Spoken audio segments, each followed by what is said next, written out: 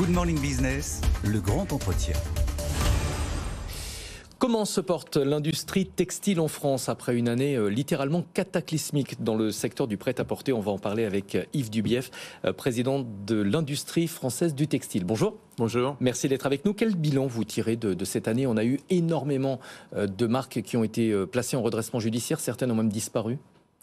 Oui, l'année dans la distribution textile a très mal débuté. Elle est très mauvaise. Il y a un certain nombre de raisons, parmi lesquelles l'inflation qui est très forte et qui fait que le consommateur se détourne un peu de Made in France et revient sur le facteur prix, puisqu'il subit l'inflation de l'énergie et l'inflation du panier alimentaire. Et donc ce secteur moyen de gamme, qui n'est ni le premium, ni le luxe, ni les tout premiers prix tels que l'on peut le voir par Shein ou Primark, est aujourd'hui fortement touché.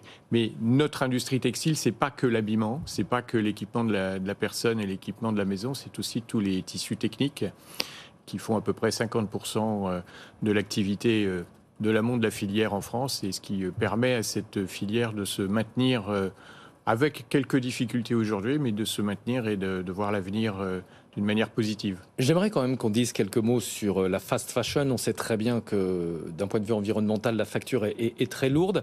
Ça n'est pas une bonne nouvelle pour l'industrie textile française. Dans toutes ces enseignes, il n'y a évidemment aucun vêtement qui est fabriqué en France. Non, il y a 97% des vêtements que nous portons et que nous achetons en France qui sont importés. Donc ça, c'est mauvais pour l'emploi, mais c'est aussi mauvais pour la planète parce qu'ils sont importés de loin, donc avec des rejets de CO2 et d'indices carbone qui sont très mauvais.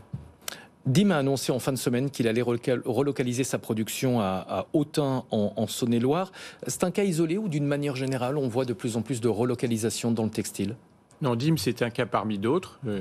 Nous avons, par exemple, Maison de Brousseau qui a augmenté sa production. Alors, elle n'a pas relocalisé parce qu'elle n'était pas à l'import, mais elle a augmenté sa production et augmenté sa capacité de production. Nous avons Dixon dans le Nord qui, dans des tissus pour protection solaire, a également ouvert une deuxième usine l'année dernière. Nous avons Chamatex en Ardèche qui a lancé une unité tout à fait up-to-date de fabrication de sneakers à base de composite textile. Ce sont quelques exemples parmi d'autres. Donc, sur le plan France 2030, nous avons à peu près 800 dossiers qui ont été déposés, qui sont au cours de passer de projet à une vraie réalité avec des embauches, avec de la valeur ajoutée et du chiffre d'affaires. Quelle est la spécificité de ces entreprises qui relocalisent? Est-ce que c'est surtout dans le haut de gamme? Est-ce que ce sont des textiles particulièrement complexes qu'on ne saurait peut-être pas faire correctement ailleurs? Mais surtout, si on prend le cas de Chamatex, c'est de l'innovation. Et ouais. L'innovation, elle est synonyme de marge, elle est synonyme de valeur, elle est synonyme d'emploi et de développement.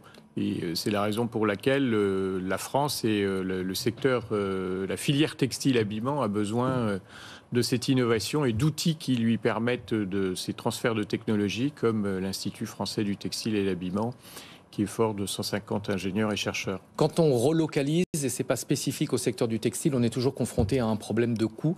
Est-ce que vous avez l'impression que le consommateur, que les industriels sont prêts aujourd'hui à payer davantage pour acheter du textile made in France?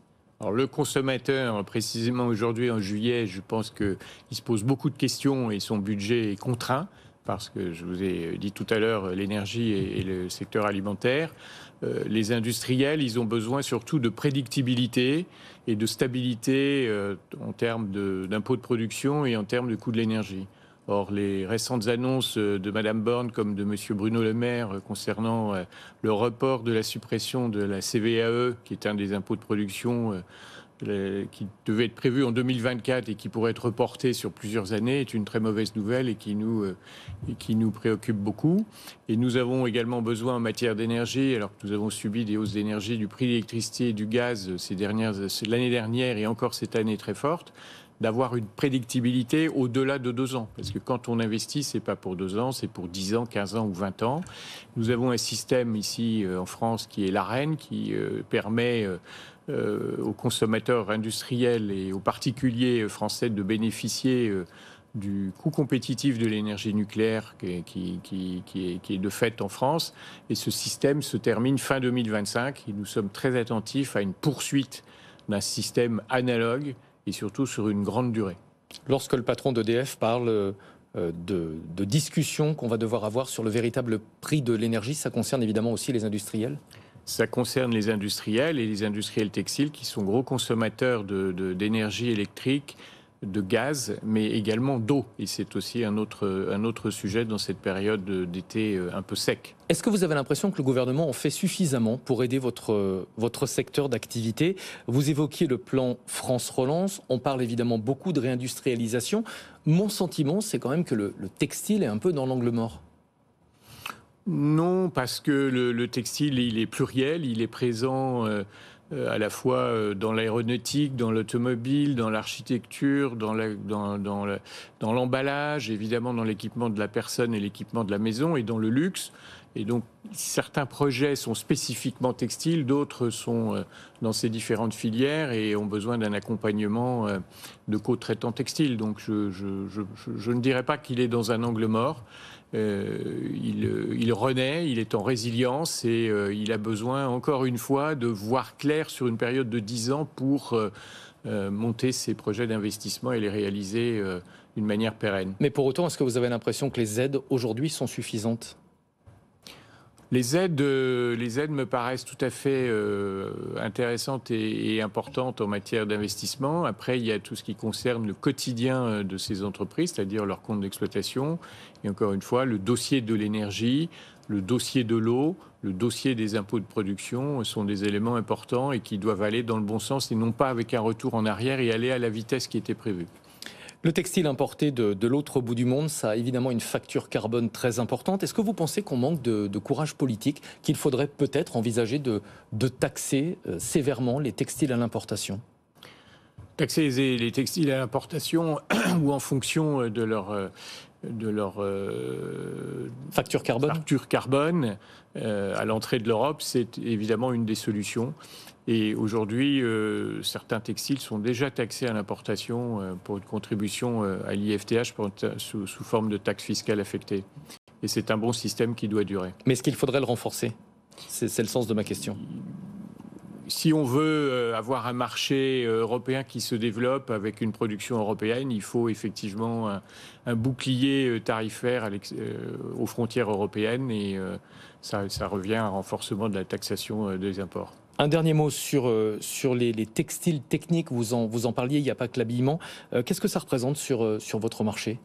50% de notre production et de notre valeur ajoutée et 50% à peu près des salariés avec une prépondérance sur 3 grandes régions, le Rhône-Alpes, les Hauts-de-France et le Grand Est. Avec suffisamment d'innovation pour maintenir une longueur d'avance sur certains fabricants, je pense notamment aux fabricants asiatiques ? Avec suffisamment d'innovation, mais qui doit être soutenu continuellement. Jamais rien n'est gagné. Demain est un autre jour.